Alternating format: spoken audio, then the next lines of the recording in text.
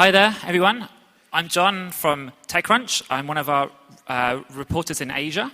I'm really pleased to be here with a guy who's done some very interesting things. So hopefully we can talk about Mike's previous experiences running MyFitnessPal. So Mike, perhaps you can talk about the exit that you guys had. So which company bought you, and how much money did they pay? So we were acquired by Under Armour. I don't know how many of you guys are familiar with Under Armour, but we make sports apparel and clothing, so kind of like a Nike. It's a really popular brand in the U.S. It's the number 2 sports and fitness apparel maker in the U.S. And we were acquired for $475 million. Wow, that's a lot of money, huh? Yeah. And so we've been talking for a bit, and you told me you started the company back in 2005, right? Yeah, that's right. So I mean, when you started it, did you believe that you could build a company that was worth $475 million? No. Oh, okay. No, I mean, in all seriousness, we didn't intend for it to be a company. Even I built MyFitnessPal for fun. The story of how the company got started was my wife and I were getting married. We were going to have a beach wedding, and before the big day, we looked at each other and said, "We got to lose some weight." So we went to see a trainer. The trainer said, "If you want to lose weight, you have to track what you eat and count your calories." And he gave us a little book that we were supposed to use to write everything down. And I'm a tech person. I love technology, and so there was no way I was doing this on pen and paper. So I threw the book away, and I looked for a website, or in 2005, Palm was mobile. So I don't know if you guys remember the Palm pilots. I looked for a Palm OS app, and there were dozens of apps that tried to help you do this, but I couldn't find anything that I liked. They were all actually harder to use than just writing it down on pen and paper. And so I thought, I'll just build the product that I want. I just wanted to build it really for myself, so I sent it out to a few friends and family just for fun. I did a tiny bit of marketing on it. I think I was spending $20 a month on AdWords, and I was complaining about how expensive it was. It just started to grow. I mean, the first few users that we got, they loved it. That's one thing that I think. When we were building the company, we did so many things wrong, but there were a few things that we did really, really well. And one of them was we really paid attention to our customers. And so even back in the beginning, our customers loved our product. It just started to grow. And, I was just working on it for fun. It kept growing and growing and growing.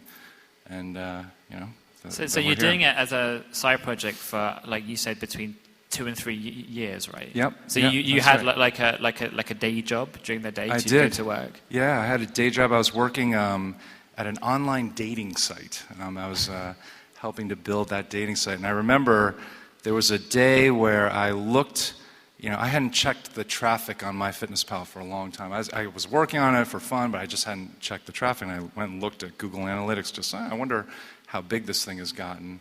And it was actually bigger than the startup that I was working at. Wow.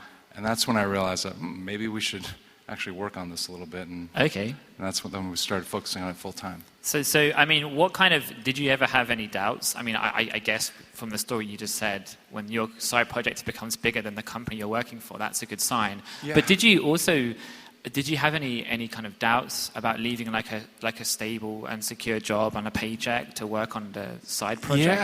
Yeah. I mean, I'd always wanted to be an entrepreneur. I think, and I was lucky. So, I definitely was nervous about quitting my job, and but I was really lucky. I had a wife who worked, so she, I just took no salary for years, and she paid all the bills. I definitely couldn't have done it without her. Wow. Yeah. But it was just we just loved working on it. There was in the 10 years that we've been working on it, there isn't a day where it was so stressful so many times, but we always wanted to go to work. We always loved working on it. Being an entrepreneur is a really hard thing. I have incredible admiration for everybody here who's who's doing this journey, and it's hard, but man, there's nothing like it.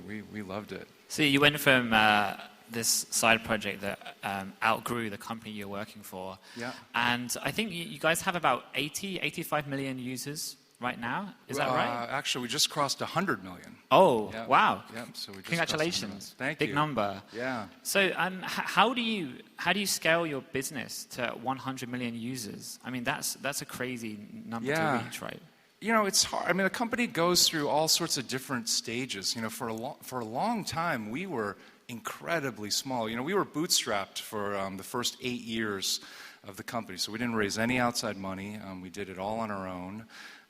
The only way we could make that work was by being incredibly lean. So I think we had, in the first 8 years, after 8 years, we had 4 employees. And we had, I think, over 20 million users at that time. Wow. So we just ran incredibly lean. But then, we started hiring more people, and the company, the scaling happens in stages, right? So I think, between 4 people and about 30 people, you could run the company one way. Then once we hit 30 people, we had to start changing everything. We had to change how we were organized, the processes, et cetera. Went up to maybe about 80, 90, maybe about 100 people. Then all of a sudden, everything starts to change again. And it's a really interesting process to go through. It's kind of frustrating as an entrepreneur, to be honest. Like you're hiring all these engineers, but you're not going any faster.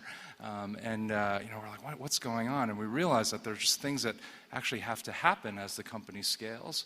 And so you go through these kind of plateaus, and then you break through, and you start really moving again, and then it happens again. And it's kind of an interesting journey. So what were you, when you were building the company, what were your sources of inspiration or advice? Like, how did you, if you were sort of thinking about something, like you mentioned, like getting a new office space, like how big can you make the office? Like, where did you turn to get ideas and affirmation for that?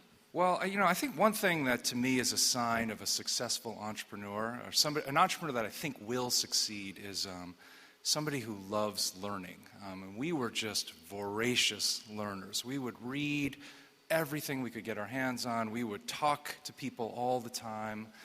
Silicon Valley, that's one of the real advantages, is there's so many people there that have so much experience, that are willing to mentor you. We would have people that just emailed us, cold emails.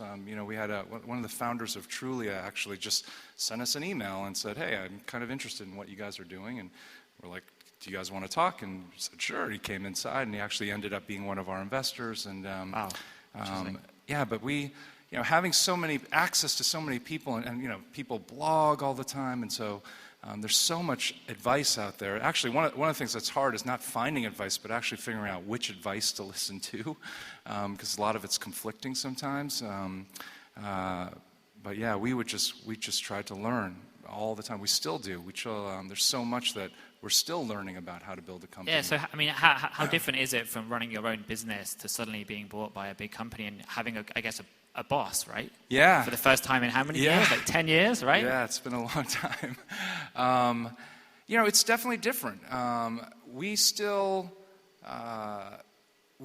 incredibly passionate about the problem that we're trying to solve.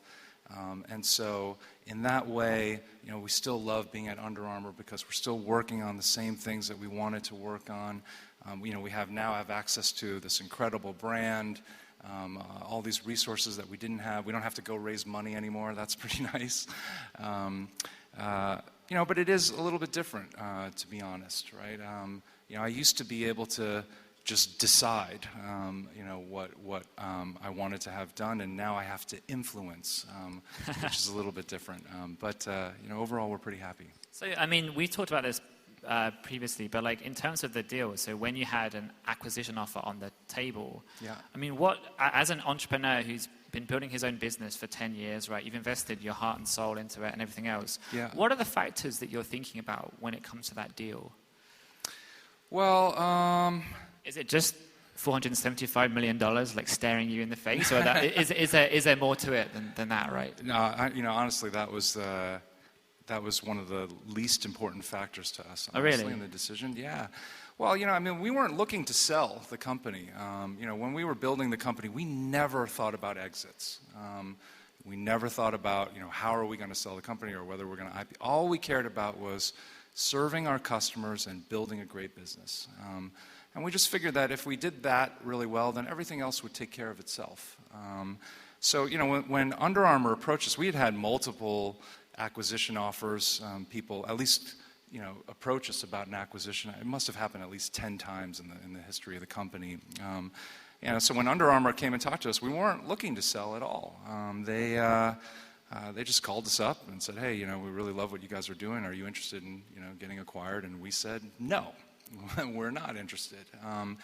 But they said, well, why don't you come and just meet our founder, come get to know the company. And so we said, okay, sure, we'll do that because it was a big company. We thought maybe we could at least get a good partnership out of the meeting.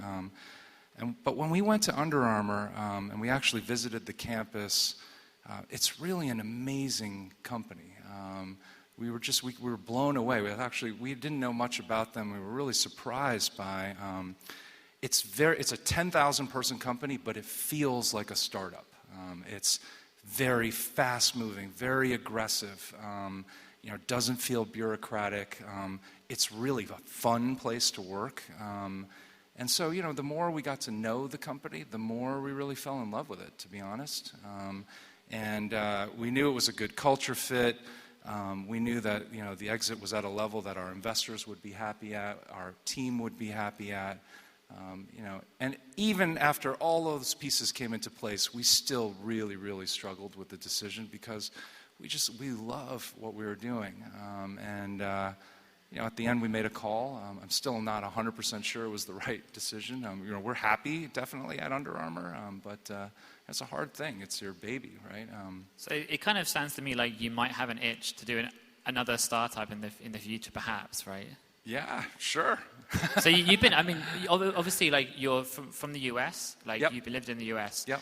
Do you think you would consider starting a company outside of the US, perhaps? Like maybe even in Korea or elsewhere? Yeah, I think the Korean market is I honestly, a lot of my reason for coming here today is just to learn more about what's happening in Korea. But everything that I've seen is really incredible. There's so much opportunity.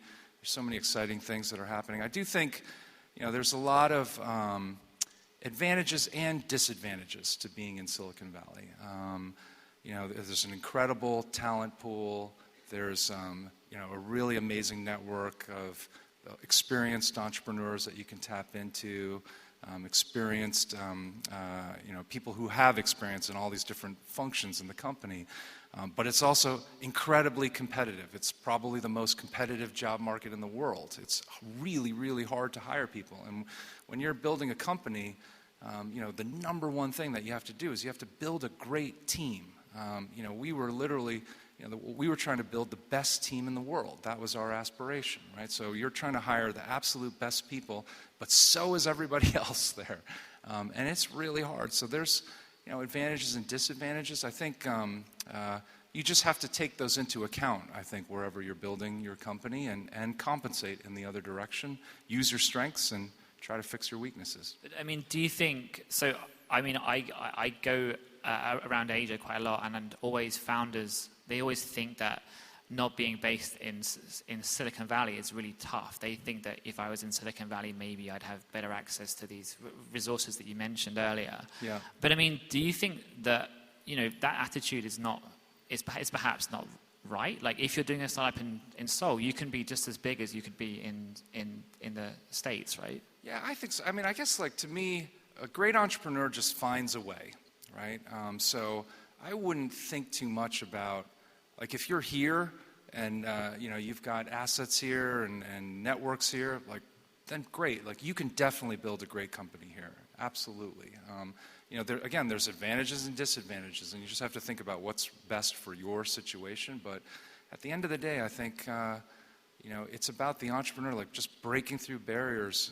We were scrappy. We did so many things. We didn't raise any money, right? We were...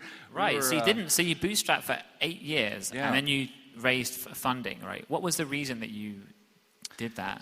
Well, I think, again, when I first started working on MyFitnessPal, I had no idea that it was going to become as big as it did, and But the more that we worked on the company, the more we realized what a massive opportunity we were going after. It was much bigger than just being a diet tracker. I mean, we were building this incredible food database. We were literally the most popular health and fitness app in the world. And the opportunity that we saw in front of us just kept getting bigger and bigger. And honestly, we were really stressed about the idea of raising money. We had a good thing going, right? We were really profitable. We were growing like crazy. We had heard all these stories from people about what it was like. We had some entrepreneurs we talked to that had incredible, great experiences with investors, other people that not so much. And so we were worried. We had a great thing going. Why screw it up? But at the end of the day, we met some great investors that we really loved.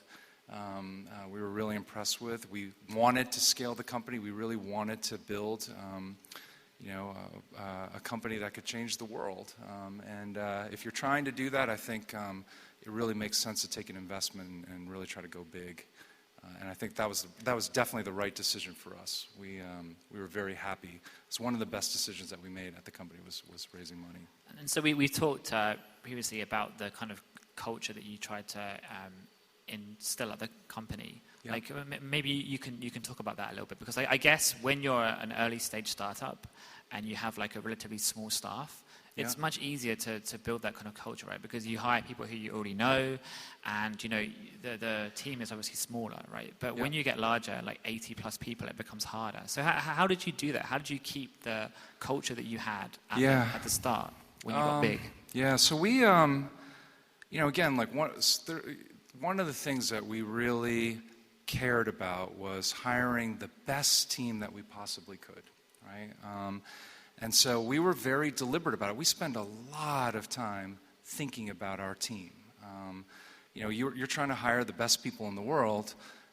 If you're going to hire the best people in the world, you have to create an incredibly great place to work at, right? Because great people want to work with great people. They want to be empowered. They want to be able to make an impact, make a difference. It's not about culture. I don't think is about beer pong or kegerators or whatever. It's about again, if you as the leader care about your team, that will show, right? And we really cared. We wanted to create the best place in the world to work at. If you read our Glassdoor reviews, it's pretty incredible. That's probably honestly the thing that we're the most proud of is the team that we built. Were there any kind of moments that you can think of where you realized that you'd built like a good team culture at the company? Yeah. There actually is. There's this is going to sound funny, but we were in a meeting, and one of the people at the table said, "Hey, we've got to go in 5 minutes because we have a kickball game." And I'm like, "A kickball game? What are you talking about?" And they're like, "Oh yeah, you didn't know? Like we formed a kickball team at MyFitnessPal." And they pulled up their pants and they had these orange socks that they had all ordered. And we had absolutely nothing to do with the creation. It wasn't like we said we're going to form a kickball team, us as the founders or leaders or whatever. The team did this on their own, right? And that, honestly, like I vividly remember that day because I remember, okay, like this is great. Like our team, these kinds of things started happening organically on their own. And that's when we knew that the team really loved working together, that we had done something right to build the right environment where that could happen. I vividly remember that day. Awesome. Well, I've got so many questions that I want to ask you, but we're actually almost out of time, which is a real shame. But I mean, maybe you want to talk a little bit about why you're actually here at SparkLabs in Seoul. Yeah. Like, I mean, what did you came to Korea because you wanted to learn more about Korean companies, right? Yeah, well, being Korean American in Silicon Valley, it just struck me after we exited that there really aren't that many Korean American entrepreneurs for whatever reason, and so I just came. I wanted to meet more Korean entrepreneurs and figure out how I could help, encourage more Korean entrepreneurs, be a mentor, whatever I could do to help kind of foster that. And so I understand that you already are talking to some companies and informally, right? Just like helping them out, right? Yeah. I mean, we benefited a lot from people who had gone before us and were gracious enough to give us their advice. to spend a lot of time with us to help us, build the company. And so we want to make sure that we could pay that back. So if there are any startups in the audience that want to pick your brain, right? They should try and see you afterwards, right? Yeah, absolutely. Be happy to chat. Awesome. Okay. Well, thank you so much, Mike. Unfortunately, we're out of time, but thank you so much for your insight. You bet. Thank you.